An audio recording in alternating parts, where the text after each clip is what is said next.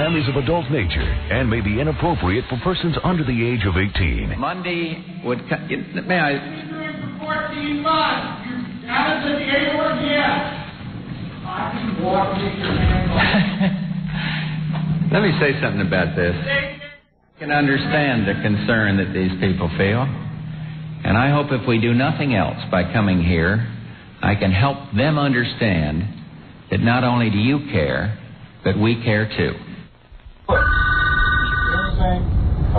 Hello, Stern Show. Gary Delabate speaking. Yes, that's D-E-L-L apostrophe. Yes. Yes. The apostrophe goes after the L, and yes, apostrophe. That's A-P-O-S-T-R-O-P-H-E.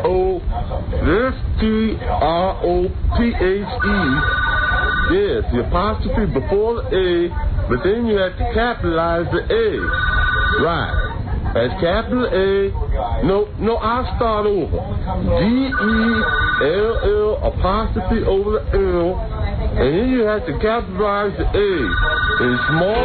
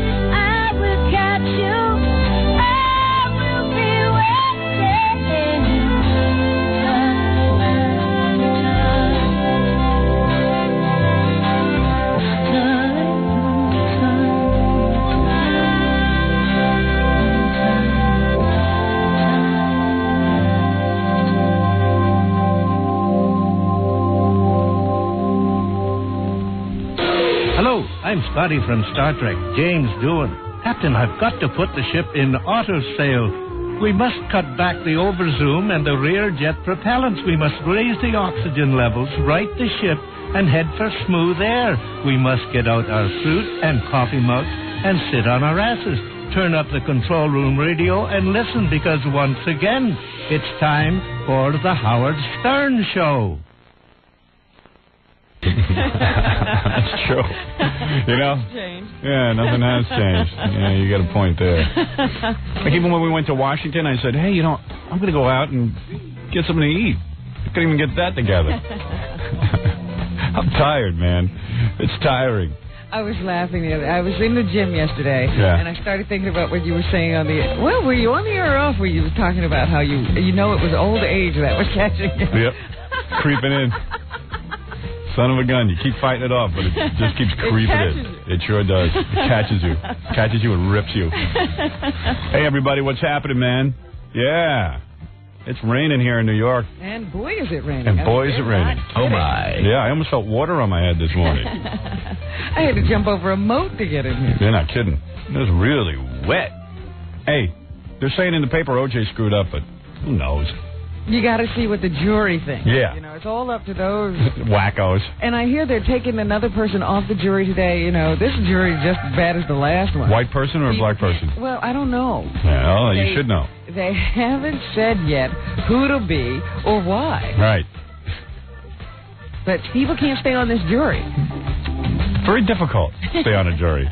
All right, let's, if they put me on a jury, I'd be trying to get off it. I'd be sleeping through the whole goddamn case trying to get out. Well, that was the first words. He was sleeping. Yeah, slept through the case.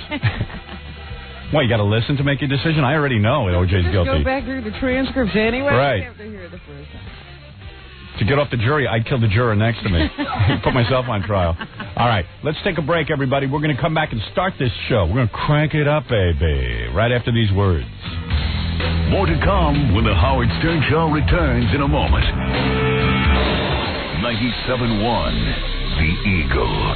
610 at the Eagle. This is Brad Baxter. Eagle. It's 614 at 97.1 The Eagle. Let's listen to the rantings of two show business pinheads, Rosie O'Donnell and Charles Grodin. I think there's a difference between what Hume Cronin said about your performance and what Howard Stern and Imus do. I think theirs is hateful, mean-spirited, sort of ignorance fueled by arrogance, and together that becomes lethal. This idea that somebody called up this explosion in Oklahoma City and said, Howard Stern, something about to promote a book, it just shows you what it's getting to. Well, he was fired in Washington, D.C., because after the crash in the Potomac River, while they were still rescuing people from the river, he called the airline and asked how much it cost to fly from Dulles into the bridge. You're lying! You're lying! You're lying! Your hair's growing, your nose is growing, you're lying, you're lying, you're lying! And I agree that there's a level of tact and decorum that's not about being politically correct, it's about being human, that they cross on a daily basis.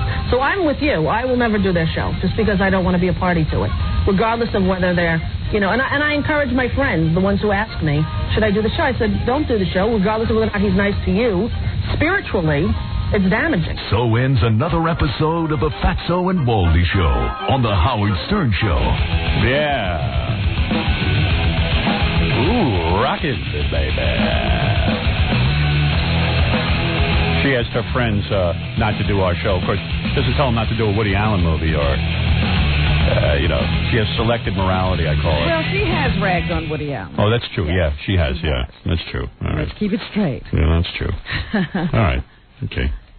Kill that theory. I don't know whether she told him not to do his movie. Yeah, well. She has ragged on. Yeah, all right. She's one of the few that has. Yeah. Yeah, big deal. She's still a fatso. You're on the air, Steve. What's happening, brother? She doesn't evoke those feelings in me. Like I'd like to have sex with her, but she's not the kind of girl that you would do yourself to. I have a list of women that I do myself to. She's not one of them. There are women you do yourself to and women you don't? Yeah. Oh, yeah. I had no idea. Like, it's not that I'm not attracted to her or anything. I think she's very attractive.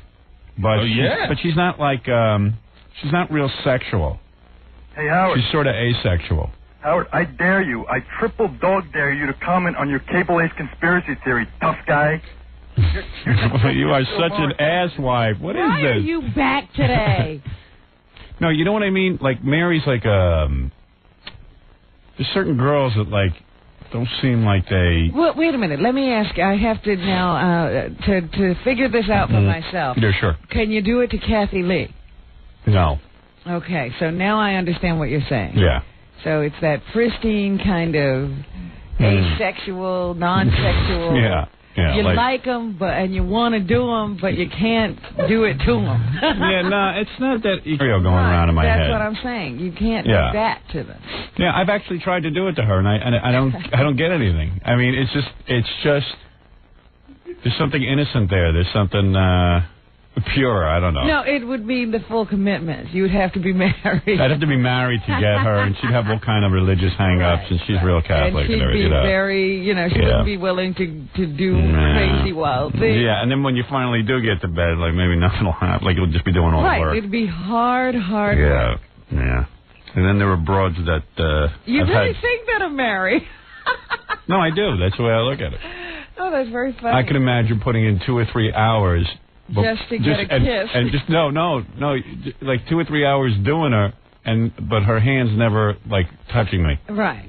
You know what I mean? She's just laying there. Laying there. Probably. Yeah, maybe, like, sleeping through it. So it's like, what am I going to do? In my fantasies, they usually involve women who have come on to be pretty strong. Like who? Like Amy. She's come on to you? I don't know. Oh, yeah, sure. And, when? Well, you know what I mean. She she's different. She's like, she might actually work a little in the bedroom. And then there are other girls who have made it known to me that they would work very hard in the bedroom. Like? I don't want to say names. In my fantasies, I take no chances. Let's put it that way. Even in your fantasy, you can't get the unattainable. Yeah. You think you get anything there? Yeah, but, it's weird with the movie wife. It's like, she's not that type that you can really get into a good session to. What can I tell you? Has anybody else? What? Had the pleasure of? Of what? Oh, doing it to her? Yeah. Oh, Jackie likes the way she looks and everything. And by the way, I'm very attracted to her. I think she's beautiful. But that's not a question. It's just that I didn't spend enough time with her to do that. Load it into my fantasy. Is that right? Man, what about you, Fred? Nah, she's kind of more like a sister. No, bull. It's got nothing to do with that with me. I just don't know about her. Really? You need to know a girl? Yeah, what is he talking about? I mean, I don't... To create a scenario? Pop into my head that Yeah, mine either. But you spend a lot of time with her. Yeah, don't some people just leap into your mind? They don't have any build-up? Well, what happens is I've actually laid down and said, okay, I'm going to go think about Mary. Let's see the scenario I can do. I'm laying there, and I'm trying to create a scenario, and I'm going, oh, this is such an effort. And then boom, all of a sudden I'm with somebody else. They just creep in. Yeah. Give her a shot. See if you can do something with her. But I'm just saying, aren't there some women who've just walked in there and that night they're in? Yeah. Oh, absolutely. Absolutely. Yeah, there's some women who evoke it and some don't. It's just, she doesn't barge your way into your fantasies. Right. Huh. It's the way it goes. Interesting. Yeah. And that's the God's honest truth. I've tried. Because I know her so well, and, we've become good friends. Yes. But, You think that's a barrier? Yeah, I hope this doesn't hurt her feelings. No, it shouldn't. It's just there's a lot of women I can't do that to. But do you think it's a barrier that you've become good friends and you know her so well? If you've just seen her, maybe. No, has nothing to do with it. She's just not that type of material. Huh. No, I have no clue. Yeah. I'm not going to try to get into your sick head. Yeah. Should we do it to Robin, Howard? No, not to my Robin. That's right. Well, Robin, I appreciate that. No, not to Robin. I don't want to be in your dirty fantasy. No, that would be too weird. It would just be too weird. I've had you plenty, Coors. Yeah, Jackie does it to you a lot. Oh, yeah. Because I have those dreams. Plenty old Robin. She's an animal. She's an animal. She's not even human. You are an animal. I bet you are an animal in bed. How dare you? That's a compliment. Some women have hang-ups about sex. I don't think you do. But why would you not have done it to me then, since you think I'm an animal? Because I have a very unusual, special relationship with you. Yeah, one without sex. Right. I'll do it to you in real life. I don't need to... Hey, Bill, you're on the air. Hey, how you doing? All right. I just want to talk to you. want to tell you my wife left me. Today? No, she left me 2 days ago. Right. What's the bad thing? I really didn't really care that she left me. Yeah. But she left me for a midget. Stop. Are you serious? I was going to say your wife left you. How are you celebrating? But if she left you for a midget, You know what? Does that give you a... dude, how tall are you? I'm 6'3". Oh. It was real funny at first. I thought it was a real, I was laughing at her.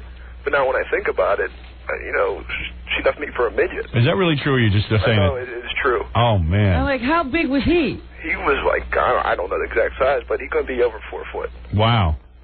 Yeah. And she's taller than he is. And did she take half your money? Not yet. Not yet. She will. Probably. You're going to be supporting the midget. You're going to be supporting a midget. How did she meet the midget? I have no idea. I come home, I work night turn. I come home, and he was in a conversion van. And I really didn't even notice he was a midget. She was taking her clothes and packing them up. He come out and he with an attitude. I was trying to talk to her. I mean, he was come out like a... How tall is your wife? Like a tough guy. How tall is your wife? About 5'6". I mean, she wasn't... And she's doing it with a midget? I guess. And you don't even know where she picked up the midget. Let me understand this. No clue whatsoever. And you come home and she's packing her stuff into his van? She's packing stuff into his van. I said, hey, what are you doing? And I'm trying to talk with her, and we're getting a little loud at each other. And he comes out with like a little club, acting like a tough guy. And I start laughing at him. And he actually wanted to fight me, I think. I mean, it was... Yeah, well, but the more I think about it, like I said, I thought it was real funny. Why would you think it's funny? Well, not now. At the time, at first it looks funny. She left me, but he's a midget. Yeah. Well, you're better off, believe me. Hey, F midgets. Right. You know what? F dwarfs. All F elves and trolls. He hates all little people. Yeah, it sounds like you'll get over it. You'll be fine. But were you having trouble in your marriage? This wasn't a surprise to you. No, wanted to leave. I hung up on him. I don't want to hear about him and a midget. I just wondered if, it was like a complete and total shock. Yeah. I know a girl whose husband left him for a bearded lady. But that's a whole different story. Rich, you're on the air. Hi, King and Queen. I was wondering about the trailers that are going to be coming out. The movie? Teaser for the movie? Yeah, for the movie, yeah. Yeah. Well, I was wondering if any of those trailers will be coming out on any certain videotapes.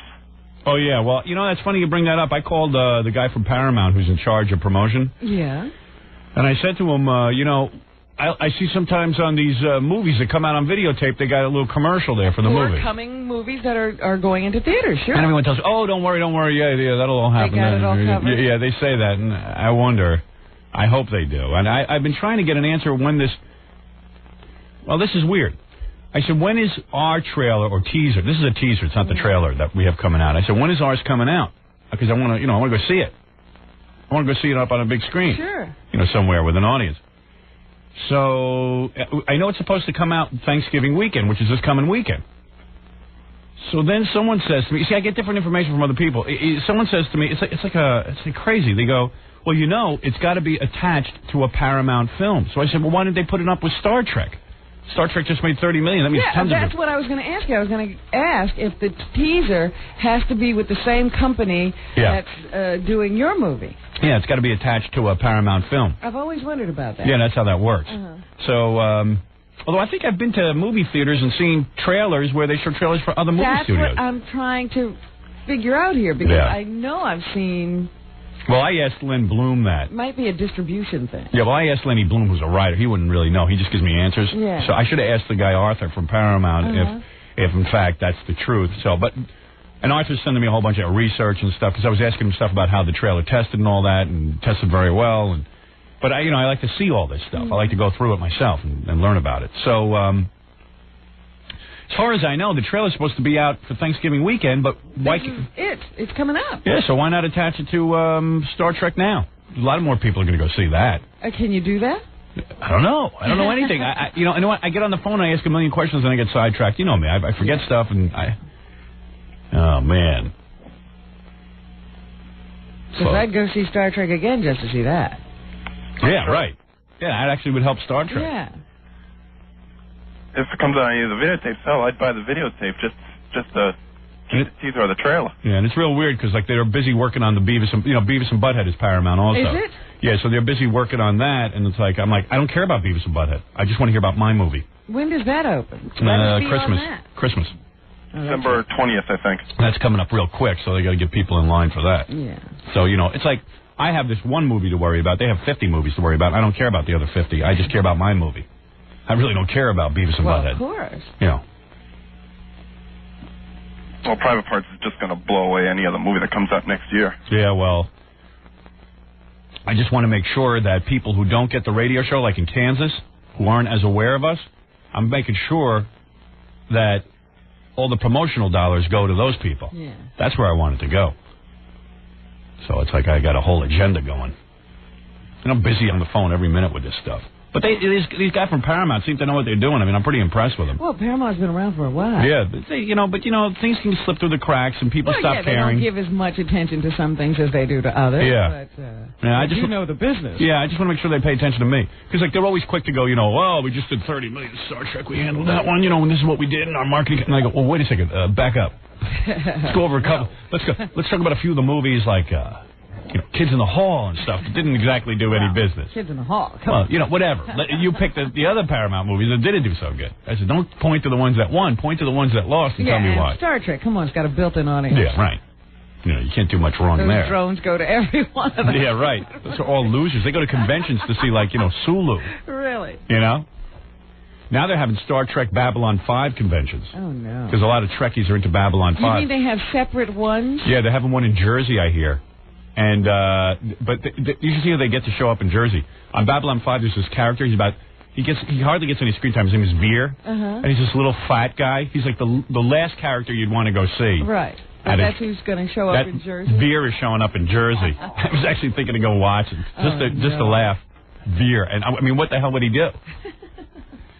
Veer's this little fat actor. Well, I noticed that, because I was watching on E! They were showing, like, the premiere of the new Star Trek movie. And this guy who just joined the cast of the movie is already going to conventions. Yeah, right. Well, they get you out right away. I forget who's going from Star Trek. It's Veer from Babylon 5, who's like a real, like, scrub character that nobody cares about. And then there's, I can't remember who's going from Star Trek, but it was like a real lame character. Yeah, like one of the villains from some stupid episode or something. Yeah. Oh, it's Q. That's right. Yeah, right. That's exactly who it is. The guy who plays Q into Star Trek. Yeah. Like he shows up once in a blue moon. And he's probably some like. Right. He's not like a regular cast member. Yeah, he's probably some like Yale drama school graduate or something. He's real talented, but he's Q now. Yeah, some stage actor. Yeah. Anyway, so to answer your question, they tell me that the trailer comes out on video movie releases and stuff, and I'm not really sure. I don't know what's going on. I'm just assuming they know what they're doing. Well, I hope so. Yeah, but, I'm paranoid about everything. Yeah. Yeah. All right. Thanks. Take care. I don't know how. Jackie. All right. Bye. I don't know how I got to talking about conventions and stuff. Well, you were talking about promotion of movies. Oh, yeah. And how Star Trek has it built in. Yeah. They're crowing about the $30 million, but you hardly have to do anything for that. Yeah. Just put it out. Right. Say Star Trek. Yeah, I know, like when First Wives Club came out, that was a Paramount film. Like they were all, like that's when I went down to California. Or up, no, down. So anyway, over to California, right. So anyway, I went over to California over there. And, they're all crowing about First Wives Club. And I'm like, well, let's take a look at all the movies you put out. This is my First Wives Club. Because they were congratulating themselves on how they put that over the top. Right. And I'm like, well... Subject matter. I said, just, let's calm down here. Star Trek fans would watch a blank screen. No Why offense. don't we call our movie Star Trek? That's what I'm thinking. Now, there's an idea. Howard Stern's Star Trek. Yeah. Jesus. Since everybody will show up anyway. Hey, can you do that? I would do it. Can't copyright a title from what I hear. Right. Howard Stern's Star Trek. And like halfway through, like all the Trekkies go, I don't get it. Minute. What is this, an alternate universe? Where's Captain Kirk? Where's Commander Data? We should go over to Jersey, at least on the E crew over there, and tape Veer and Q. Oh yeah. Addressing Trekkies. Absolutely. I'm always anxious to see a Trekkie convention. And they don't like to be called Trekkies, you know that? No, I didn't know that. They changed their name to Trekkers. Oh, it's like midgets don't want to be called midgets? They want to be called little people? Yeah, right. You're a midget. Trekkies is demeaning. Yeah. Is it? Supposedly. They are Trekkers, not Trekkies. Is that like calling them nigger? I guess so. Is that their nigger word? Yes. If you call a Trekkie a Trekkie, that's as then bad. you've really insulted them. Because I've had midgets come up to me and go, if you say midget, that's like calling us nigger. I go, no, it's not. Come on. What are you talking about? There's just no comparison. Hey, if you call us a Trekkie, man, that's like calling us a nigger. God damn you. Would you call a black person? We should go see Veer and Q addressing Trekkers. That's like sending Tonto's uncle to a Lone Ranger convention. It's just a little weird, you know what I mean? It's a little removed from the actual story. Eesh. Yeah, what's he going to be able to tell him? Right. I'd rather be called a nigger than a Trekkie. I'll be honest with you. I'd rather be anything than a Trekkie. Yeah, right. I'll tell you that much. Somebody asked me the other day, I said, I went to see Star Trek. They said, are you a Trekkie? And I went, excuse me? Yeah. Okay, I'm not even going to dignify that with an answer. All right? Police. I'm pretty sure a Trekkie is a guy who wears Spock ears to the movie. Right. Yeah, dresses up like, Commander Kirk. Yeah, well, that's exactly what they said. I said, well, what do you think a Trekkie is? And they said, well, it's somebody who, if I named one obscure villain from some episode, they would say, oh, yeah, that was. Oh. I said, absolutely not. Yeah. I'm afraid I could do that. Oh, no. Yeah. I think I got to take a break here. All right, let me take a break. There's tons of people on the phone. We got tons of stuff to get through today, but I've got to take a break. I'm trying to be professional. We'll be back right after these words. You're listening to The Howard Stern Show. More after this. 97.1 The Eagle. 634 at The Eagle. This is Brad Baxter. It's 639 at 97.1 The Eagle. You're listening. Listen up, everybody. To the Howard Stern Show. The Howard Stern Show.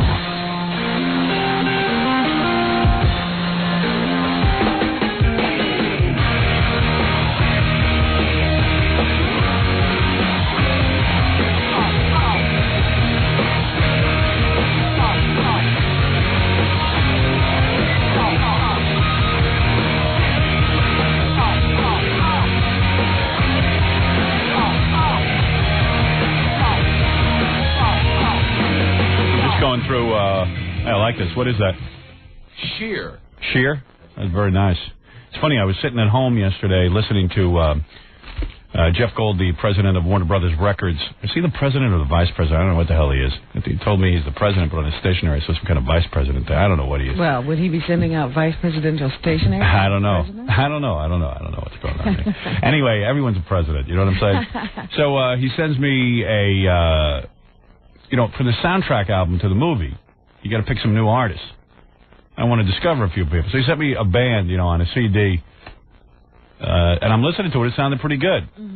But it wasn't exactly my cup of tea, but I could see where people would really dig it. Like, I think I'm into, like, way out there music sometimes, a little heavier than what most people like. Right. So I'm listening to it, and I go, hey, this is pretty good. And I go, well, how do you decide whether to put a band on your soundtrack album? I don't want to just go by my taste, because if we go by my taste, it could be very one-dimensional, because I have very limited range of music that I like. Well, that's true. Yeah, I mean, it's not, it's not a pretty sight what I like. So, and you want the masses to be happy, too. So, I mean, how do you make that decision? So what I'm thinking of doing is leaving it up to Steve Kingston, because he's a program director, and he's a good one. And he seems to know music. So, yeah. So I'm going to go in and I'm going to play it for him and say, what do you think of this song? Oh, what do you think of that? Good idea. Yeah, because how can I decide? I mean, I'm sitting home going... The guy's going, hey, you want these guys on your album? You want this song on your album? And I'm going, well, I don't know. I mean, yeah, I don't know. What else do I got to choose? It's like there's so many other things going on. How the hell do you choose? I'd like to play them all these songs on the radio and then decide. You know what I mean? Everybody vote? Yeah, right. Like Dick Clark or something, give it on 1 to 10. It's confusing. I'm sitting there, this is important stuff. Yeah, it's there forever. It's there forever, right. So I was listening to it, and... it's pretty good. I mean, it was real good. Soundtracks are important. Very important. But I wonder how they come to the final conclusion. You dig? Know. I mean, there are some movies that you remember because of the music. That's right. Like the music was perfect. That's right. That's right. And you wonder, who did that? That's right. That's right. How did they do that? How'd they do that? So I'm sitting there going, how did they do that? I've never done that before. So you're back to where you started, picking your own music. Yeah. On a progressive station. Platoon was every old piece of crap, but it worked, because it was a period. Now, we have a lot of old songs in my movie because it starts in the 50s and goes all the way through to the 90s. Bands. It's several. As Danny Goldberg says, this movie has epic proportions. There you go. That's what he said. Who said that to you? Yeah, I feel it. Ooh. What is that? He said it to a stripper, I heard. Yeah, right. He was passed out in the bathroom? He's moaning. Hugging the toilet. Epic. Moaning epic. Epic.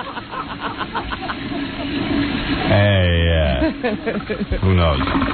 Hey, you're on the air. And then, this is Mark. Let me just get through these phone calls, and we got a bunch of stuff to get to. This is Mark. Hey, do you think the DJs you compete against will get angry or jealous when they have to play a song off your soundtrack on their own show? Well, I suspect there'll be a certain amount of radio stations that will not play the soundtrack album. A certain amount of banning. Yeah, I think that, like radio markets where we're not on the radio, if there's good songs, they'll play them. But, I think like DJs in New York will be all uptight and go let me ask you something. If they become a huge hit. Yes. Then they'll have to. Well, like the song I'm doing with the Dust Brothers, let's say that becomes a huge hit. There's no way no one's playing me singing. All right, let's. Nobody's going to say your name 10 million times a day on the radio. Right, I'm putting that song out for our radio markets. We have 32 radio markets, and I'm going to have them, feel free to play it. Yeah. But some other group. Maybe this group you discover, if they break big. If it's a big song, I think they'd play it because radio stations. But like a lot of times, won't say it's from the movie. Like a lot of times, radio stations get pissed off at an artist and never play their song. But then if they have a huge hit, they play it. You have to. But there will be jealousy. There's so much jealousy of me. It's sometimes it's sickening how much jealousy there is in our industry of me. And I don't understand why it doesn't. You don't have that kind of thing in other industries. Yeah, like. Other actors celebrate, like Dustin Hoffman and De Niro. And they go, I would love to work with him. They want to do everything they can. Yeah, in our business, everybody just has to somehow lie and go, oh, I've never listened to him, I hate him, and I don't rip him off, and I don't... He's destroying our industry. He's destroying our industry. That's the rap on me. But meanwhile, they're all doing me. And they wouldn't do one thing to help him. And then when we were shooting this weekend, I explained that to my radio wife. I mean, my movie wife. You're my radio wife. Oh. I get a lot of wives. You got a harem. I was explaining to my movie wife that I invented everything in radio. And she goes, yeah, right. And she goes, wow, that's awfully egotistical. You sound ugly and mean when you say stuff like that. And I go, you know what? Get the hell away from me. Leave me alone.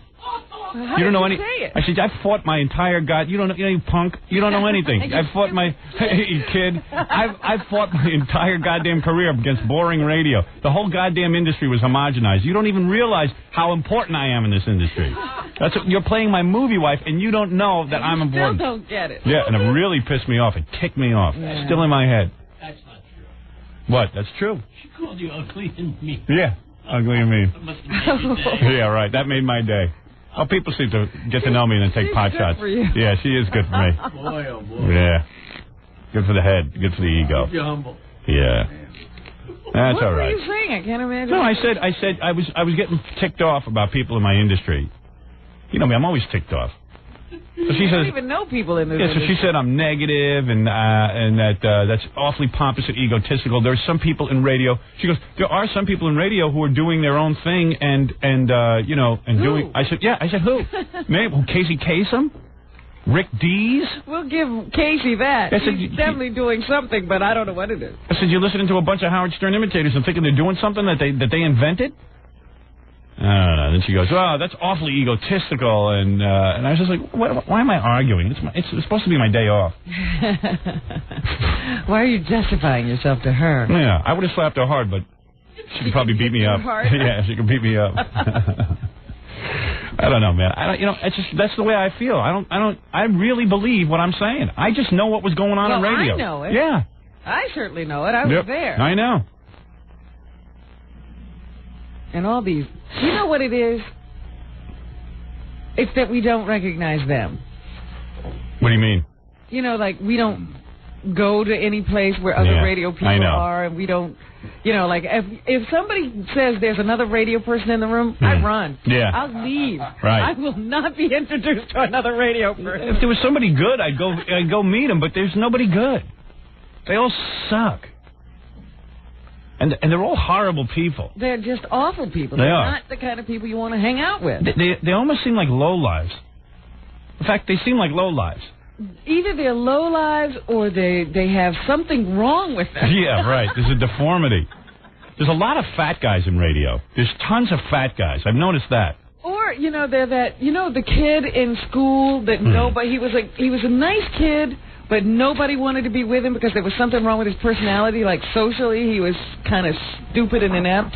Yeah. That's a lot of radio people, too. Yeah. They just don't know how to be in a group of people. That's why it pissed me off when my movie wife was like, you're being egotistical. I go, yeah, that's right. Who does she know in radio? I mean, really? Did Maybe- she name another name? Well, maybe she was just on the rag or had 4 syllables on Murder One last week and was pissed off at her own thing, you know what I mean? I don't know what it was, but what did I say? Quote me. I can't quote you, but it was something. Every single person. Oh, I knew what it was. There was something in a magazine of a drawing of every single person on the radio. Oh, okay. The And Esquire. it was like 200 people or something. Yeah, Esquire had let me just describe what you're talking about. Yeah. So it was just like a little caricatures and real bad. That guy who gets all the compliments, Hirschfeld or something. That's not him, is it? No. Yeah, it's like a Hirschfeld ripoff. Yeah. You know what I mean? And it was just bad cartooning. Whatever. And Well, I looked at it and said, who's that Asian girl sitting next to Howard? yeah, that was Robin. So it was like drawings of all radio people, and me and Robin are shoved in the back in this drawing, like there could be anybody else in goddamn radio, who's done a friggin' thing. And Robin and I looked at it and went, we were there, man. Why do you think they're making a movie of my life? Yeah. Not only am I the only thing in radio, the only person who had the balls to revolutionize it. Everybody else in that drawing came after us. Right. Exactly, and now is doing what we do. So I mentioned this to Mary because it's something that irks me in my career. And she goes, she not only looked at me and went, "You're mean, and this is ugly," and That's not what I said. you said it makes me mean. And tell me what you I said. said mean and ugly. You said I was mean and ugly, and you know what? I am didn't mean and say- ugly. Oh dear. But you don't have to point it out to me. I mean, it's something that is. It's something as my movie wife you should realize. Great. No, I mean seriously. This is what the movie's all about. That's what it's about. Yeah. It's about me putting my balls on the line and getting fired, man, when I had no money. Yeah. All right. Oh, God. See what I mean? He's cool. Yeah, Oh, great. So, let me ask you a question, Big Shot. First of all, were you on your period when you said this? No. Okay. Were you mad because you had like 4 lines of Murder One that week and only got to raise your eyebrow? All right. No. Okay. All right. So, having said that, who is it that, as you turned to me that day, said, there's lots of people who are doing stuff in radio who I are did doing not say things that. on their own. I did not say that. All I Yes, said you was... did. No, Howard, all I said was, I'm sure there's someone in this whole picture of like 500 people that has All right. added something to the radio. Which one do you think is there that has done something for radio? You saw the No, picture. You saw the picture. Well, you listen. Yes, you do. You listen to the radio. No, I Look, don't. if they are so big, you wouldn't even have to listen to the radio to know them. I transcend radio. God damn it. There you go. Now pick them out. Tell us who. Oh my God, you two. Yeah, you're pissing us You off. guys are crazy. You piss me off. We are crazy, and you piss me off. That's not right to piss me off. Okay. Oh my God. Because I know the Gambino family. I can have you disappear. Yeah, Mom does. I can edit you out of the whole movie. Now listen to me. What? She is very good in the movie, though. I will let you live. We'll let you live. Until the movie's over, anyway. Business first. Yeah. So who is it that you've heard in radio? Would it be Rick Dees or maybe Mark and Brian? Give her Or names. If there were someone like that, she wouldn't have to ask. She'd know. Why do you have to point out that I'm egotistical? Like, I'm not egotistical. I'm just telling you the truth. Yeah, why can't it just be the truth? All right, it can. It's true. It's just you two. You can't make inane statements you can't back up. Who else is there? You can't do that. Yeah, who else is there? Like relentless. Who else is there? I want to know. You made a statement. Know. You know what? There are plenty of Howard Stern imitators. Yes, it's true. So who is the guy who's doing his own thing? It's just that I didn't need that, you know? Yeah. I didn't need to hear that I'm ugly and mean. I did not. Oh my God, you are too much. And that it's unattractive when I say things like that. Well, who else is going to say it? Yeah, I mean, no one else will say it about me. Why shouldn't I say it? No one in my industry will compliment me. Meanwhile, that moment went by like with nothing. To you. No big deal. To you. It's stuck in my head. We're still waiting for a name. And you know me, I'll obsess on that till the day I die. Oh, yeah. Who is it? Robin, I don't know.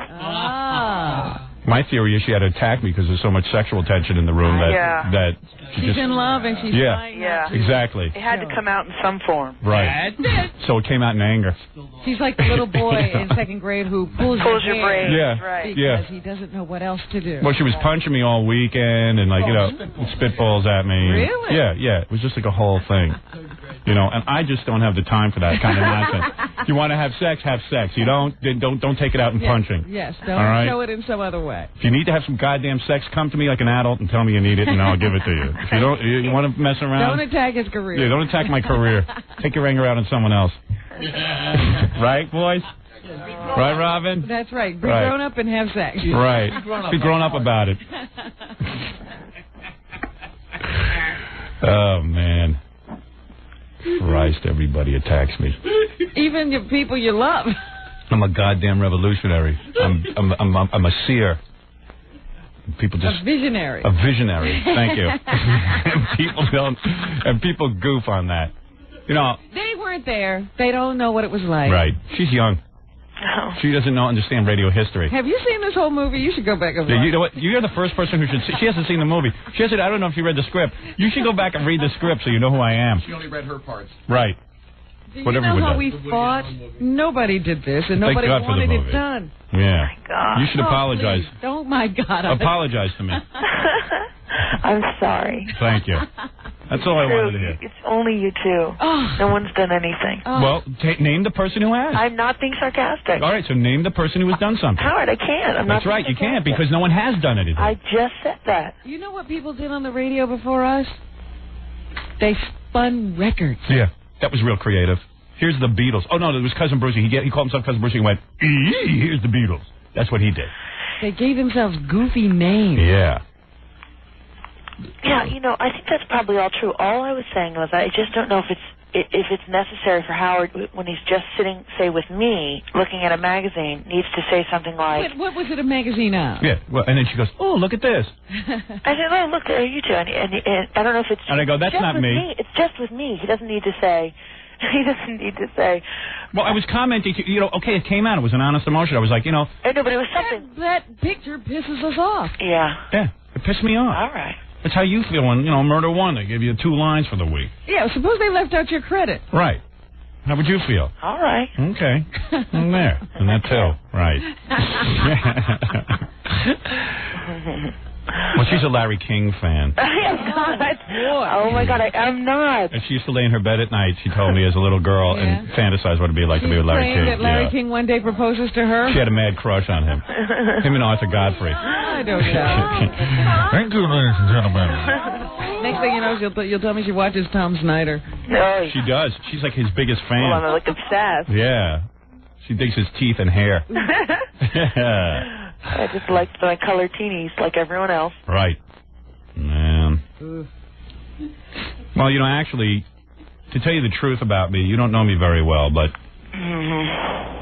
you could point to anything in any magazine and it would probably piss me off. I know. You know what I'm saying? Howard, look at the air. Yeah. Oh, there's a picture of the sky. Goddamn sky. I did the sky. Yes. No, it would be... I did the sky first. Now everybody's doing the sky. All right, yeah. Fine. Yeah, bull. Goddamn sky.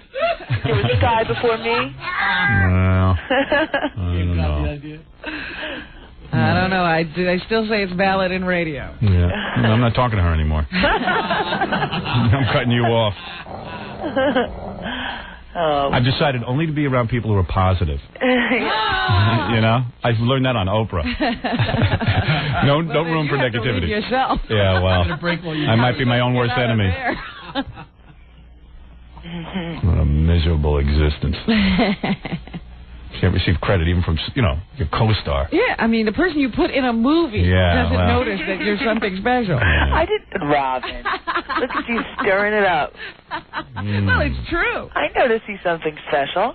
What other radio guy has a movie going? Oh, dear. Yeah, well, my trailer is off limits to you from now on. Speak to him only through emissary. Yeah, you call Gary, you speak to him, and if you need to get me a message, okay? All right. Yeah. And you should probably listen to other radio guys and see. Because I'm sure there's somebody out there. There's got to be somebody original out there, and then you can do their movie. Howard. All right. Go back to bed. Everyone's in bed. Me, I'm working all the time. I'm on the phone every 20 seconds with record company guys. Hey, Howard, what do you think of this song? You want to put it on the soundtrack? I don't know. How do I know? You're the record guy. You're the record guy. Why don't you know? And Mary's the negative one. So critical, mean, and ugly. She's calling me. And, don't say anything mean to you. Oh, my I'm God. so nice to everyone. How's the guy supposed to keep up his ego? Yeah, I try to keep, people are depressed. I try to make them happy. I'm sick of it. God. Sick of being a people pleaser. Hey, All right. We're going to let you go. Go back to sleep. Go back and you can go listen to some other radio show. Good. Movie wife. I'm in trouble. All right. All right. All right, bye, you guys. Go have fun. Bye. She don't know anything. Punk. I don't criticize her life, and believe me, she's surrounded by boring people. Oh. Right? I wouldn't know. I don't know anything about who she's with. Yeah. Well, I took a poll. All right, let's take a break. Put that crap aside. That's nothing. It's over. It's over. Let's put it behind us. You're egotistical. Yeah, okay. So maybe I am. Maybe I have a right to be. Making a friend for life. Yeah. Very hard to be my friend. People get friendly with me. They take advantage. They want to knock you down. They want to knock me down. They do. Every person wants to knock me down. Got to take you down a few pegs. Yeah, everyone's Gotta mission. Make you human. Everyone's mission in life is to take me down a few pegs. God damn it. Never changes. It's the way of the world. It's human nature. You never do that to me, Robin. Hey, because I believe it's true. Right. I got you hypnotized. All right. Let's take a break, and we'll be back right after these words. We'll be back with the Howard Stern Show. Don't go away. 97.1 The Eagle. 6:59 at the Eagle. This is Brad Baxter. It's 7:05 at 97.1 The Eagle. AGL Fort Worth, Dallas. Nick, I'm not going to bull you. I don't know you. I don't know your work. But I think that you are a very, very talented young man, and I'm never wrong about these things. Excuse me. Keith, could I have another Cointreau and Sodi? And could you send an almond tort over to the gentleman in the white suit in the corner? Certainly. Look, Nick, I'm not going to bullshit you. Because it's a waste of time, and then it becomes like that thing. I'm very, very aware that you are seeing other agents. And I think it's good that you are. Finally, I mean, it's healthy. But this is the thing. If you decide to sign with me, you're going to get more than an agent. You're going to get three people. You're going to get an agent, a mother, a father, a shoulder to cry on, someone who knows this business inside and out. And if anyone ever tries to cross you, I'll grab them by the balls and squeeze till they're dead. Right on. Can you imagine killing someone that way? That was my first meeting with my agent. We've been together ever since. I had a little camera there, and I was videotaping. Yeah. Interesting. Super. Just a difficult way to kill someone. What, squeezing? By the nuts? Squeeze a long time. That was a good song. What was that? I think that's Primus, but I'm not. Primus? All right. Thank you. Getting tons of calls from angry chiropractors from yesterday's show. I was ragging on chiropractors. Wonderful. Yeah, they're all over the place. This is a guy. He's a chiropractor, right? Beg pardon? Are you a chiropractor? No. I go to chiropractors. I've been. You go to one? Yes, I've been going for 8 years. Ah. 8 years? Yes, I have. Why? Why would you have to go to someone for 8 years? Because as you get older, your spine starts curling, and in order to keep your spine your spine is curling. Yeah, that is such a crock. That's right. As you grow older, your spine curls. Yeah, well, that's what they tell you, but it's not true. All right. Well, you say that, but listen, Howard, you are. If anybody does anything, they curl your spine. No, Howard, you are very into health, so that's why I've been to chiropractors. I know it's a scam. I know it's a farce, and I know the chiropractors believe what they're doing is helping you, but I am telling you, it is a total joke. They believe their own. Howard. That's my feeling. It is my feeling. You're entitled to your feeling. No, I don't say. But you listen, the insurance are really understanding chiropractors now. They even. Let me tell you something. If the insurance didn't pay for it, you wouldn't go. I pay for my own. No insurance. Oh, you do? I see. Insurance does not pay for my chiropractor. And your spine is uncurled? I beg your pardon? You're all uncurled now? I didn't say. Are you uncurled? It's keeping my spine straight. When I came out of service, my back was giving me a hell of a problem. Yeah, your problem is psychological. Howard, you are very knowledgeable. And I am so knowledgeable it frightens me. If you ever have any problem, see, a chiropractor... I'm so brilliant that I know chiropractors aren't. That's what I know. You know they are. Why do you say that? Oh, please. I'm not going to go... I went through this debate. Here, I got a letter from a chiropractor. The position that Howard Stern has taken on chiropractic deeply offends me. This noble and dedicated profession has been around for over 100 years. Chiropractors are highly trained and competent individuals. They provide health care to people who are looking for an alternative to traditional medicine. I mean, what is that? Shut up! Yeah. I've been to these guys. It's bull. Sitting there holding vitamins and testing your hair, and then they want snapping over your body. Literally, I went there, had me lay on the table. And I'm laying there, and my shoulder was bothering me. So they said, hold still. All right, I'm going to get a manipulation now. And I could understand manipulation. She goes like this. I go, what are you doing? Please. Snapping her fingers over my shoulder. I said, that's it? That's it. All right. Well, I got up. I said, well, maybe it feels a little better. I don't know. You want to believe it feels better. And you go home and it hurts. It's like magic. Guys who play doctors on TV are more qualified than chiropractors, as far as I'm concerned. And then the guy goes into a whole laundry list of all the courses. He says, I chose chiropractic as a profession to help people without the use of drugs, and that is the philosophy behind the profession. Yeah, right. No, you chose chiropractic because you can't get into medical school. I even love that. I chose chiropractic. Yeah. Please. You know, when I went to a chiropractor, they're sitting and snapping fingers over my shoulder. I paid her with Monopoly money. She goes, wait a second, this isn't real money. I said, well, that wasn't real help. Did I tell you about the time I forgot I had gone to a chiropractor once, and I had a shoulder problem, and they took pictures with a special camera. An X-ray camera, huh? No, it wasn't an X-ray camera. Oh, that heat camera. It was a heat camera, yeah. And then you get this nice picture of yourself with you, and he says, you see, the heat differential in this arm is different than this arm. Oh, I see. Well, why don't you say so? Why didn't you say so in the first place? You know, I always carry a wad of Monopoly money, because whenever someone's giving me a bunch of crap, I pay them off in Monopoly money. And they always go, this isn't real money. I go, well, you're not really doing a service. What do you think of that? I still hurt. You'll get the real money when I'm better. You ever get shot with a ray gun? What? One guy shot me with a ray gun. You're kidding. It looked like one of those, like something you'd buy from Captain Video. Right. Well, it's touch yours. Put a needle in, just like the point just kind of touched. It was like. Yeah, right. It was like. I was waiting for him to start laughing. Well, still, my best experience at a chiropractor was that they said I'm probably taking the wrong vitamins. And I probably used the wrong toothpaste. And they said, if you want to test any of your products, bring it in the next time. So I figured they had everything. They said, if you want to test any product. So I brought in my vitamins. They're going to mix it with a chemical. Yeah, right. I didn't know what they meant by testing, you know. So I'm laying on the table there, and I'm holding. She says, hold the vitamins in one hand. I said, okay. I'm holding I said, you want me to pour them out? She goes, no. Just hold the bottle. All right, I'll hold the bottle. I'm holding it. And then she says to me, okay, now stick out your other arm, the one that's not holding the vitamins. I stick it out. She says, okay, now push as hard as you can against my hand. And I'm pushing, and she says, you see how you can't move your hand? Your vitamins aren't good for you. They're making you weak on this side. I said, well, okay. So what do I do now? She goes, well, I sell vitamins. I said, yeah.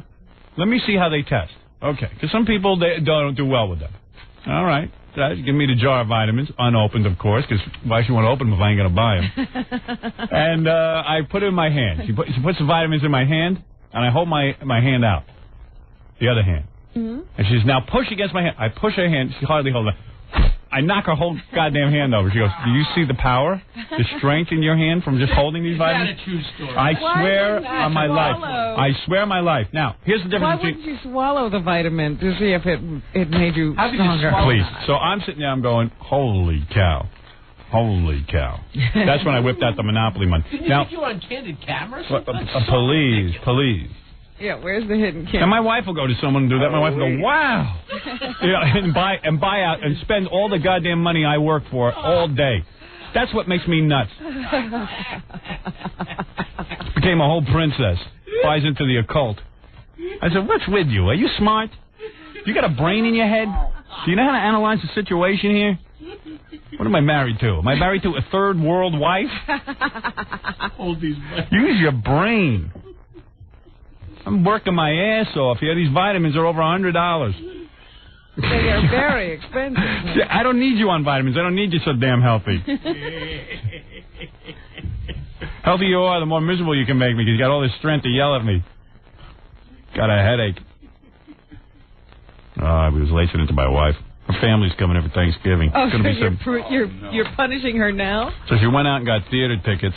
Oh, yeah? For her and her parents and the kids. Some crap. She got to have a limo. Suddenly she don't know how to drive anymore. I take a limo because I have to.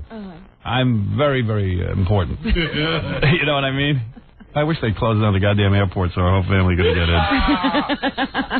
Who can they pay off? Oh, yeah. So, and she go, well, we're going to theater, and we got to take a limo, and I was like, oh, man. Then she had to take a limo the other day. She goes, the limo don't have a TV in it. I said, since when do you need a TV? She said, well, we want to watch tapes. I said, yeah. I said, you got to be kidding me. When did you become... Where was she going? What? I don't even know where she was going. She had a long ride. She wanted to watch tapes. I said, listen, I remember you when you used to drive a car. What happened? You used to drive for your entertainment. So she says, we got to have tapes. So I call a couple of places to see if they got a limo. It's really bugging me. So I got to get one with a TV and a VCR, no less. Right. It's got to be stocked. Yeah. I said, boy, oh, boy, this is really nuts. My life's gotten nuts. I said to her, you want TV? Stay home. There's plenty of TV there. I got cable. I got a satellite. Yeah. So listen to this. You got to hear this one. So I'm calling around, and in order to get this TV, it's costing a fortune. So I said, listen, go out and buy a goddamn TV for the car and a VCR and plug it in with. They got these lighters you plug it in with. Really? And she goddamn well did it. Oh, no. I got a TV sitting in my living room. It goes in the back of a car. Well, I know they make them for minivans now. I said I might as well own the damn TV. Why should I pay just to have a TV for the day? Are you kidding? So now she's going to lug a TV out every time? I don't know what's going on there. She wants to go in a limo? I don't know, man. I don't even know when I started paying for limos. I remember she used to know how to drive. Now she suddenly is crippled. I'm married to Christopher Reeve. Hire somebody to hook it up. Yeah. I tell you. You did her a favor. I sure did. You just picked her up and plopped her down in the lap of luxury. Sucker Howie. Good for you. Good for her. Want to see a sucker? What? You looked at one. Give me a mirror. I want to see a sucker. You want to see a dumbass. She's strong from vitamins. But too weak to drive herself. What does she need all that strength for? She's not doing anything. I said, get your father to drive. What is he so old he can't drive? I'm paying for theater tickets. You know what those things cost? Theater tickets, limos. I'll be lucky I come out of this life with anything. Well, you don't want us out late at night. Yes, I do. I don't care. I care. As long as I ain't out late at night. Very selfish man. Oh, no, you're not. At least I get out of going to crummy Broadway and I'll be home by myself for the night, so I don't care. Well, yeah, you get the household to yourself. Yeah, so I'll pay through the nose. I'll pay anything to just be alone. You'll pay because there'll be a whole gaggle of people there. Well, they'll be running through the house nude. They really should be picturing you, the real entertainment. They Yeah. should stay at home and watch you. You want to see a Broadway show? I'll be doing my rendition of Hair, the nude scene. They should all stand at the windows and watch you. Yeah. But what'll happen is, like, my wife will always torture me because she'll go out, everyone will go out, but she'll leave, like, the housekeeper there so that she can watch me. So you're still not So alone. even when I go downstairs and fix a little meal or something, someone will be watching over me. But you do have those moments. I mean, it's a little less intense with the housekeeper. Yeah, well, she can't tell me what to do. I'm ruling the roost. See, you know when you've really gone over to the other side, when you don't even care that the housekeeper sees you. Yeah. Like, Now, hey, I'm naked. Yeah. God damn it. Naked. It's my house. Yeah. That's when you lose it. Who cares? Yeah, because I love all those people who, you know, like if you live that way all your life, you know, those rich people who have a butler waking them up every morning. Yeah. They don't care. Yeah, they don't care. I should send the housekeeper to the theater and invite Amy Lynn over. Hey, Amy, let's have a party. I've heard of maid's outfit. Yeah. Come see my sharks.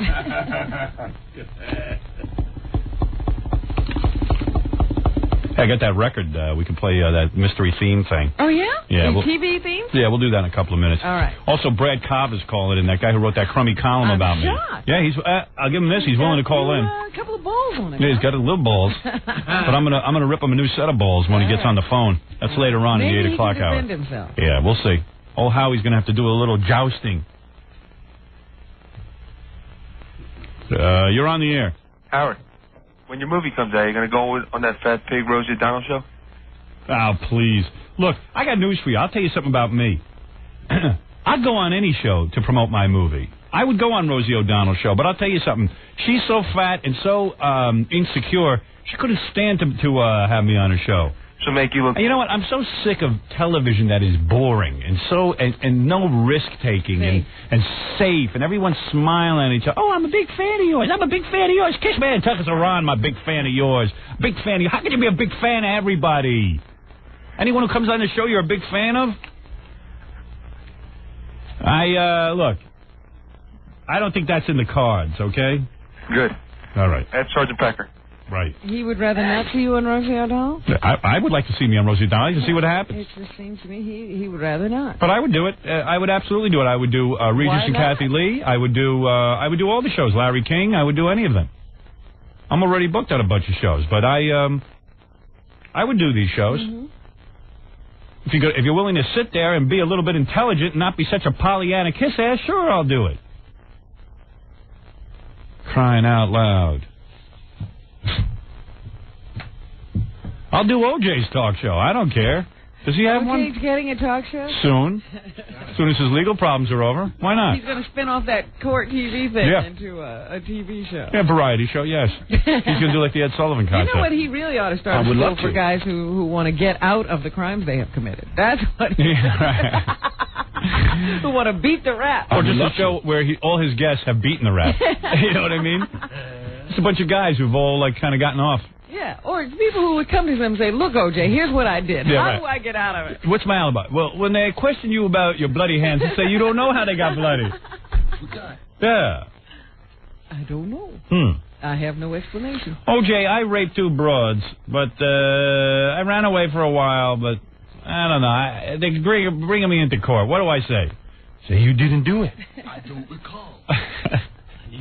I was practicing my putting. Say you don't know how it happened. So you like to golf.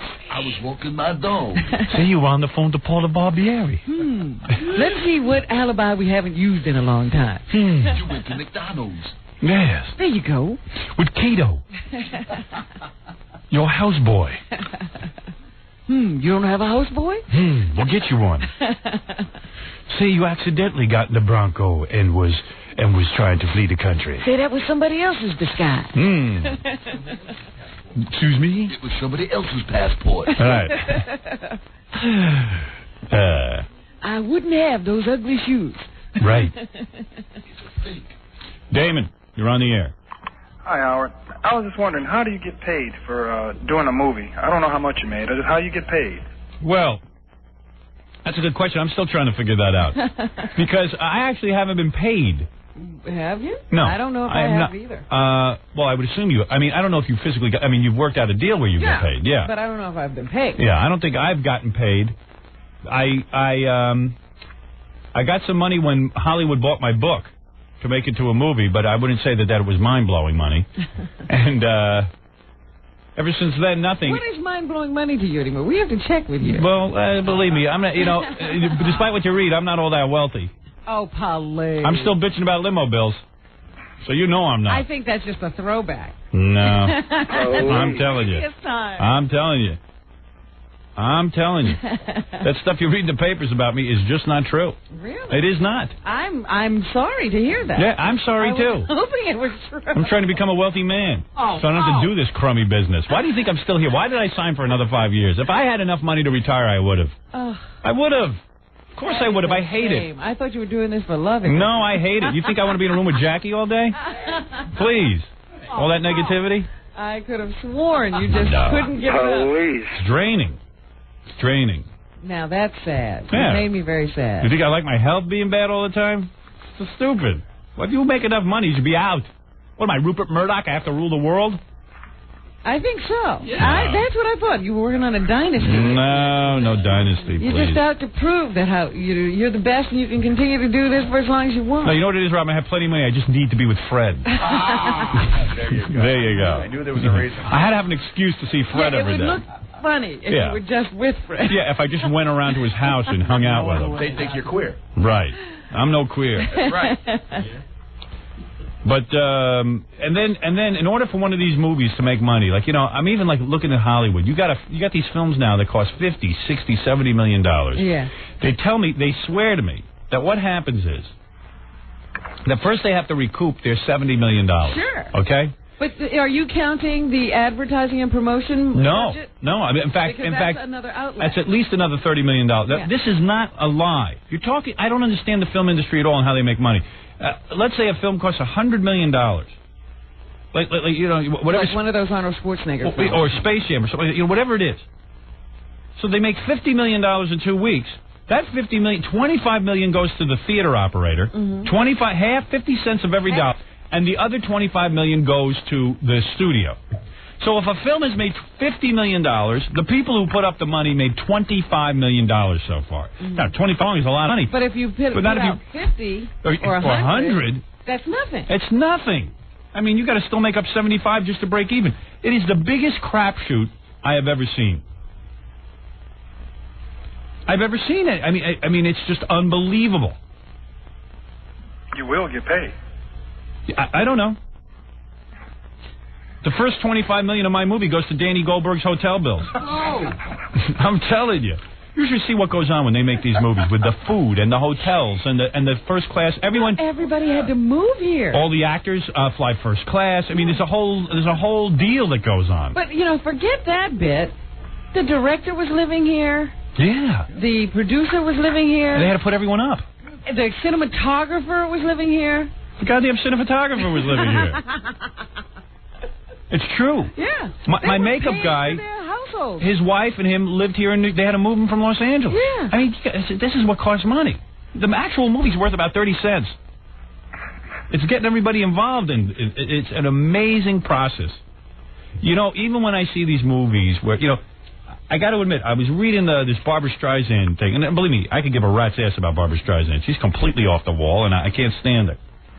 But you realize that for 5 years she was putting together this film and the financing and the whole thing, the work that went into this meticulously shooting and scoring and this and that. Film makes $12 million and disappears. What the hell? I mean, it's a crazy business. You've got to be a mental patient to actually be a money person in this business.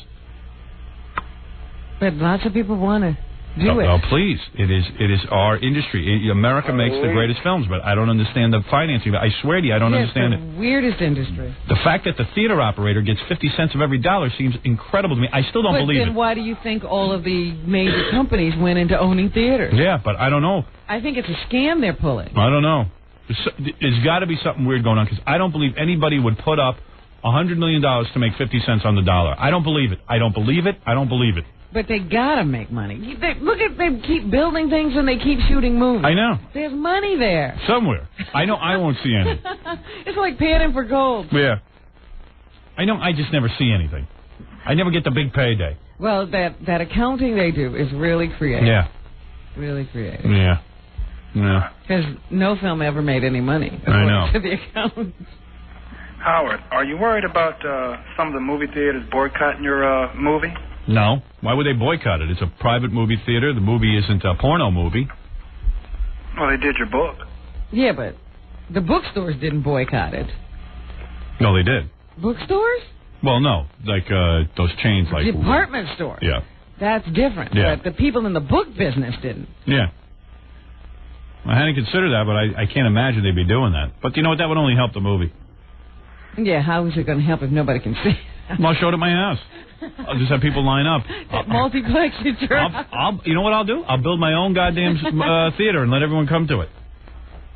And then I won't have to split anything. I'll get 50 cents. This is where you should. This is where I'll make money. Wrong. Yeah. You should have had a movie theater. I should have been building movie theaters while we were filming the movie. You could have had a few finished. Yeah, Sternplex, 40 screens, no waiting. All Stern, all the Stern. time. Yeah, I just show the movie over and over again, all day. Make it like a porno film. It runs day and night. If no one's sitting there, it just runs. Fully air conditioned. I love those porn movies. They just go on and on and on. Yeah, you walk in, you walk out. All right, dude, I got to go. Thanks a lot. Bye. Don't even need a screening time. I got to take a break. You want to play that game next with the music? Yes, I right. love TV themes. All right, we'll do that next just because why? I love it. We love it. All right, we'll be back right after this. You're listening to the Howard Stern Show. Stay right there. 97.1 The Eagle. 729 at The Eagle. This is Brad Baxter. It's 736 at 97.1 The Eagle. It's the Howard Stern Show. Here's Howard. My wife's on the phone. My real wife, not my movie wife or my radio wife. Yeah, I have trouble keeping up with your wife. Yeah, you're my radio wife. I got a movie wife. Pretty much everywhere I go, I got a wife. Someone is always around you. I got a publishing wife. That's Judith Regan. Then I got a TV wife, which is Fran Shea. Which wife are you again? Excuse me? Oh, that's the one. Yeah, that's the one that's been there longest. It's the one I met in college. You're the number one wife. You're number one wife. You know, just because you work very well with women, they're not your wives, Howard. They sure act like it. Excuse me? I resemble that remark. Oh, please. What do I do? You. You're completely alone. That's the way my other wife should act. What are you doing, dishes? Boy, there's a foreign sound. Oh, come on. I'm cooking. Are you really? Cooking. What are you making? I know she's here. Hi, sweetie. Did you call me to... I called you to say that we discussed this limo situation. You're acting like we never discussed it. I guess it gets to me that, I have a problem about it. Well, it's just hard that I work so hard and then, my money's going out the window to all these limo bills. Oh. Where my wife used to be able to get in the car, go to the city, and see a show. And, you know, Broadway has tons of parking lots, and you just park there, and then after the theater... Well, you know what it is? It's really... It's hard to deal with at the end of a show, and I really didn't think you would object. If you have a problem with it... What was the tickets... Let's see, I'm sending you, your parents, and the kids to the Broadway theater for the night. What's that cost me? About $300. Yeah, her father leaves his wallet in Florida. That's before dinner. Yeah, that's before dinner. Am I taking them all out to dinner, too, even though I'm not going to be there? Of course. Yeah, and what's that going to cost me? Another $300? That's $600.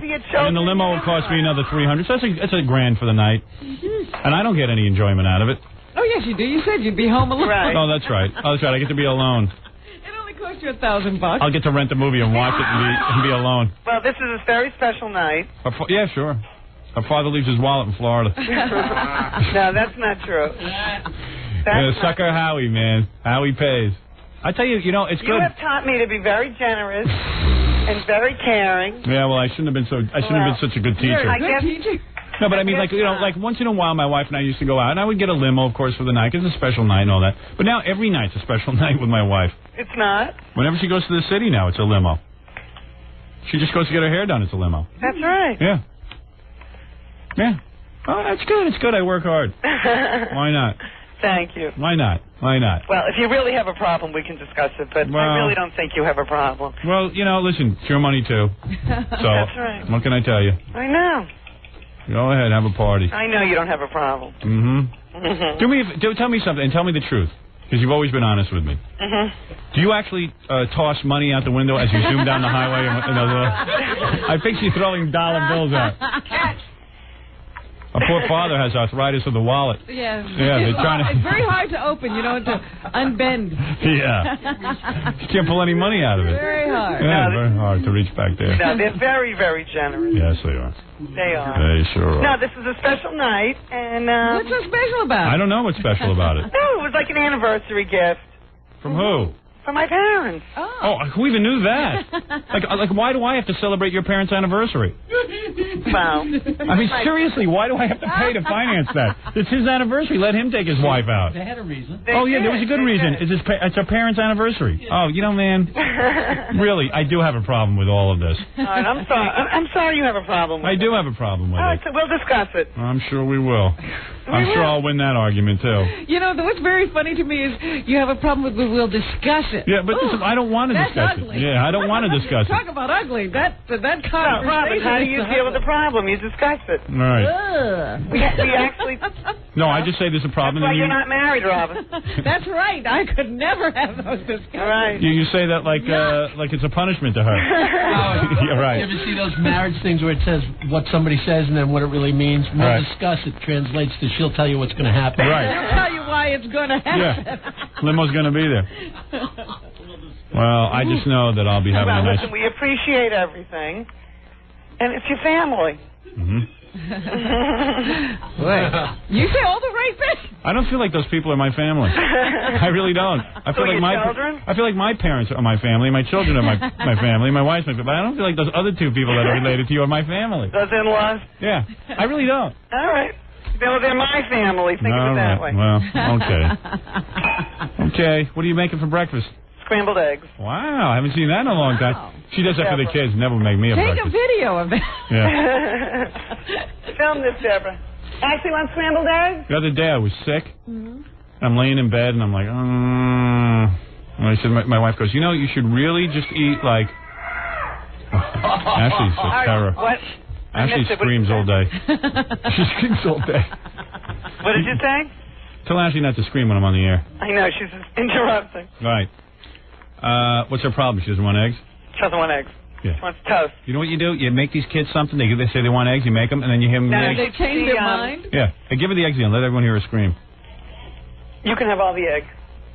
Deborah wants all. No, I was making it before she woke up. Oh, I see. So it wasn't requested. I don't think my kids have a very good diet. Like, eggs are a lot of cholesterol and stuff. But they're young. They can handle it. They can? Yeah, they can handle it. Because they eat all kind of crap. It's all right. Yeah, I don't even care. I gave up. Like, I used to walk in and go, hey, don't eat this stuff. It's not good. Now I just let them eat whatever they want. I don't even care. Do your kids drink those, the really disgusting... Garbage drinks? The sugar juice that comes in the box? wax bottle? In the box. No, it's in a wax bottle. No. And it's just sugar juice. It's just water with sugar in it. My kids drink out of a box. Yeah. They drink Arizona iced tea out of a box. No, but they drink like stuff that shouldn't be in a box. What do you mean, like apple juice? Okay. Now, if juice is in a box, man, there's something wrong with it. How come juice be in a box? Something in there to make it survive the box. And I used to sit the kids down and I'd go, if you drink juice from a box, it's not healthy for you, and like maybe you should just drink. There's nothing natural in it anymore. And they're like, well, we like the box. We think it's cool. And I'm like, all right. Because why should I be the bad guy? You gave up. I gave up. I gave up years ago. I'm like a great guy now. My kids love me. Don't the kids love me? Like if Allison says something to correct the kids, they get all angry and yell at her. But when I say it, it's like they love it. What? I don't know about this. Yeah. Because I'm like, I'm easygoing. I used to fight it. I used to try and teach them what to do, But no one listens to me anyway. Gave in. I gave in. Why should I bother? Why should I be the bad parent? Let my wife be the bad parent. I like being a good guy. He's a wonderful parent. You win every argument. Yeah. He's a wonderful parent. Yeah. Like me and Allison, I sit down with Deborah and have a talk with her yesterday. I screwed the whole thing up. Allison did it fine, and I shouldn't have been there. She does the cleanup job. Yeah, she did it great. I made the kid cry and everything, made her all upset, and Allison just was like fine with it. It's like, why would I be around the kids if I'm going to make them cry? Well, that was an exception. Yeah, well, I'm a real hard ass. I'm a no-nonsense dad. Well, we know that from here. Yeah. That's right. Right. Right, Baba Booey? Well, I'm trying to figure out, because in the same 60 seconds you said you're an easygoing guy and a hard ass. Yeah, because I'm easygoing now because I stay out of He has it. no perception of himself. Right. Hey, you said it. Yeah, that's true. I mean, do you treat your kids the way you treat me on a lesser level? No, not at all. People would take the children away. I'm so. They would put me in jail if I treated my kids like I treat you. Believe me, I treat you like how my father treated me. But you're not like a little bit of a perfectionist with the kids? Like, no. you don't get annoyed? Not at all. In fact, I tell them. Wonderful. I don't even care. I don't care about anything. I don't care how they do. As long as they try, I don't care. Great. If they're screwing around and stuff, then I'm like, well, maybe you should be serious, or just not even do it. How come I don't get any of that slack? Because I need you to work. You're not his child. Yeah, you're not my child. If you were my child, I would think that I had something wrong with my genetics. I don't. Where those teeth come from? Check for all the chromosomes. Are you sure Right. my kid? But Gary. And plus, Gary, my kids are smart. I don't have to bust their balls. I'm not at work to straighten him out. Right. I'm pretty sure I could beat your kids at a spelling bee. I doubt it. I don't know. It's tough. Baby spelling. It's tough, being a parent and everything. So I just kind of bowed out. Oh, please. I mellow out. I let my wife handle it. She's a social worker. She's trained in that crap. That's right. But once in a while she'll call me because we have to have a meeting with the kids about something like, something's going on somewhere. So I sit down and I go, this is very serious. And as soon as I say that, the kids start crying and screaming. And my wife goes, no, it's not serious. Not that big a deal. She's like, get out of the room. It's like I'm a boarder at the house. And you get thrown. Yeah, I get thrown out of the meeting. Sitting at meals. And it's cool. And and then I used to fight over what the kids ate. Remember, I used to lecture you, Allison, on all the stuff the kids eat and how it's wrong. And my wife doesn't care, so it's like, why should I care? And she's going to be there feeding them. Right. She's going to supervise them. Yeah, I'm like, why should I walk into a room and everyone's eating ice cream and I go, I don't think it's appropriate to eat ice cream now. And then everyone gets upset and crying. Yeah. And so I gave up on it. Here. I said, go ahead, have some ice cream. Go ahead. So you'll go to Weight Watchers when you're like 20. Who cares? I had to go there. You go there. Well, you're doing okay on the home front. Yeah, lately. You've been a good husband lately? She doesn't think I'm such a good husband. I can't complain. Yeah, you can, too. How come you complain at home? Tell everyone how you think I'm a crummy husband. Well, lately you haven't been around, so... Whenever I'm not around, she gets more in love with me. She likes you. Like, whenever I'm out shooting a movie or something, like something cool like that, like for All right, days. we have to go now. Why? What do you have to do? Bus. Okay, bye. I think your wife said that when you're not around, you're a better husband. No. Well, yes. When I was shooting a movie and I was gone every day, she was like, wow, we got so close, we're getting along really great. And but I haven't been home. And you're away. Yeah, No. I'm just saying, no. I don't have any complaints. He's been very sick, and he hasn't been feeling good. He's been really in a bad way. So I feel bad for him. How did you get your wife to feel sorry for you when you're sick? She don't feel that sorry. She doesn't take care of me or anything. No, I don't take care of him, but I feel badly. It's She feels bad as she continues on with whatever she's doing. Right. Yeah. The point is, when I'm sick, I'm no different than when I'm healthy, so it doesn't really affect her. Well, he's moodier. Yeah, well, I have a dark cloud. Her, not just moody. Yeah. I've been actually... always moody. I've been Always sick. moody. I've been sick since 1972. That's true. No, Nah, I hear what you're saying. no, I feel badly. He really hasn't been feeling good. But he hasn't been willing to realize that he's sick. I'm trying not to give in to it. You're fighting. Yeah, so meanwhile, he's sick for like 3 months now. Yeah, I didn't want to tell you I have cancer. I'm dying. I haven't just broken the news to you and the kids yet. My wife would be like, okay, I'm going to go play tennis. Do you have everything you need? All right, I have to go to the bus. All right, I have to leave. Okay, bye. Well, I'm glad we discussed the limo trip. Yeah. All right. Have fun. Okay, bye. Bye. Her favorite activity is having her friends come over from college and let them, see that she's getting into a limo and stuff. Ah, yeah. They get to watch her go through her life? Yeah. Oh, that's wonderful. Yeah. She loves it. She packs an audience for herself and then performs. Right. I can dig some of that, but not the whole deal every day. Funny. But I tell you, the most frightening words is we'll discuss it, because who wants to discuss? You don't like it, and she does. Right. How many times can you discuss that? And I'll give in because I just don't have the energy to discuss There's no win it. in that argument. Right. We'll talk about it later means if you have the energy to fight me later, I'll kick your ass. You know what she says to me? She goes, you want your children at 11 o'clock at night standing there looking for a car? And I go, Well, if you put it that way, I mean, well, I don't know. Well, if the car's in the parking lot, what's the limit? I don't know. She makes it seem like I'm sending them to Africa to fight wild animals. Yeah. They're not recognizable. I know. Well, suddenly everyone became recognizable. You know, suddenly everyone's a superstar. I got a family of superstars. I'm like, you guys are regular people. What's the big deal if you stand there? No one's going to recognize you. How long do you have to send a car for the housekeeper? I've done that. I had to do that twice. Housekeeper needed to get a whole bunch of stuff home, and then they couldn't get a cab, and I'm sending her in limos. And I'm paying for it. What? I don't mind paying for the housekeeper. Did you complain there was no VCR TV? No. Please. She hasn't lost it completely. Yeah. That's so funny. We will discuss it. Yeah. You might as well be called to the principal's That office. also means hopefully you'll forget about it. Right. It means there's no discussion. We had the discussion. Any way you work it, you don't win. We had the discussion last night. I'll tell you again. We had the discussion last night. I walk into she's on the can on the toilet, and I go, "What's this with a limo?"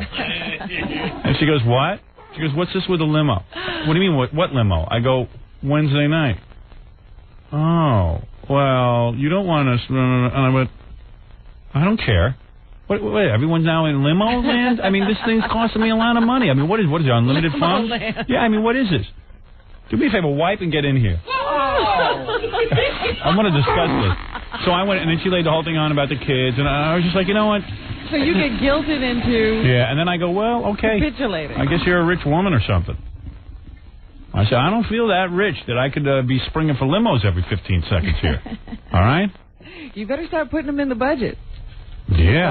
Don't let them be a surprise. And then I said to my wife, I want to see the limo bills. She doesn't show them to me. I don't know what they are, and she controls all the money, so I don't know what they are. Right.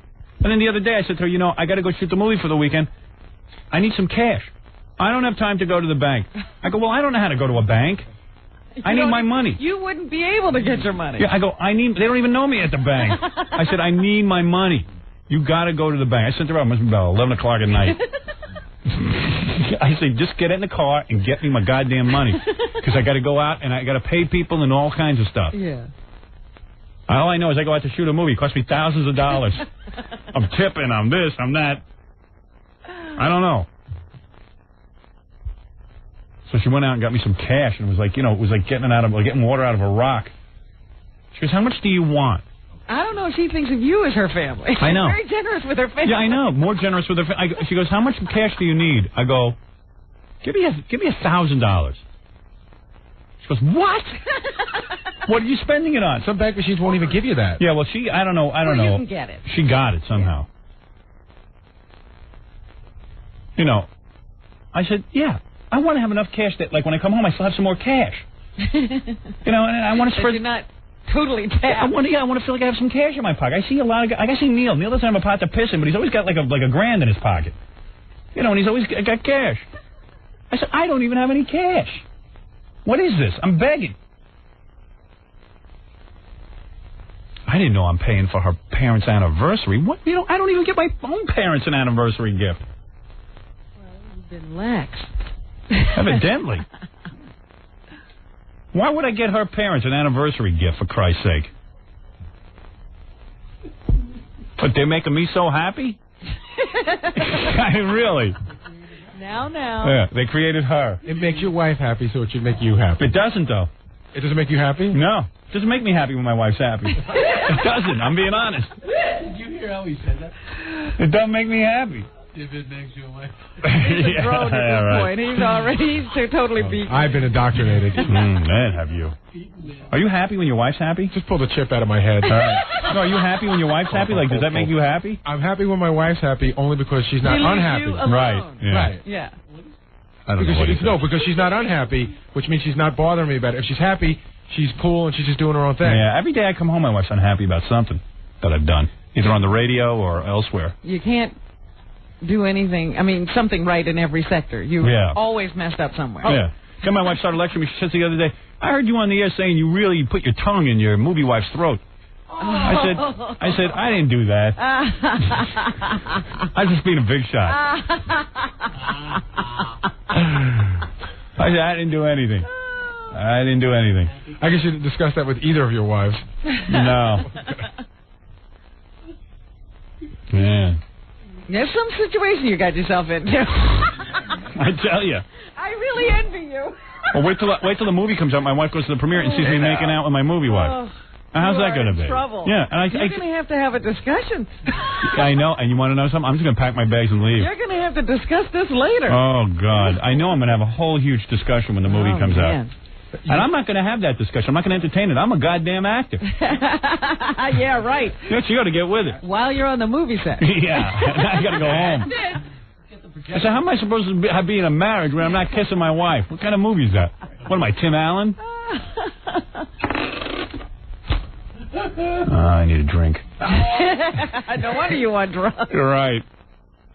No wonder I've been doing drugs. So many things to think about. Yeah, I wake up in the morning thinking. Ugh. It's bad. Have you thought about that night? You know that the night of the premiere, the minute that you kiss her, every head in that place is going to turn. Yeah, I will. I was just thinking about where I'm going to be sitting. Yeah, we want to be near you. Well, I got news for you. I'm not going to the premiere. Get the projections. I'm going to have a night at home alone. Yeah, no, you should you go to the premiere and then leave before it's over, and then just get a special copy that you can show at home. Yeah, great. And meanwhile, airline copy. My kids want to see the movie. Yes. Is it R? It's R-rated. I know that there's scenes in it that are not appropriate for kids. Yeah, I mean, it's going to be weird. I don't want to see it with my kids. I'm going to ask Ivan if he can edit a special version for my kids. Yeah. The airline version for them, too. Yeah. I wonder if he could do something like that for me. I consider that a great favor. I would owe him for life. I already owe him for life, so I might as well owe him for life some more. Yeah, how much more life do you have? Yeah.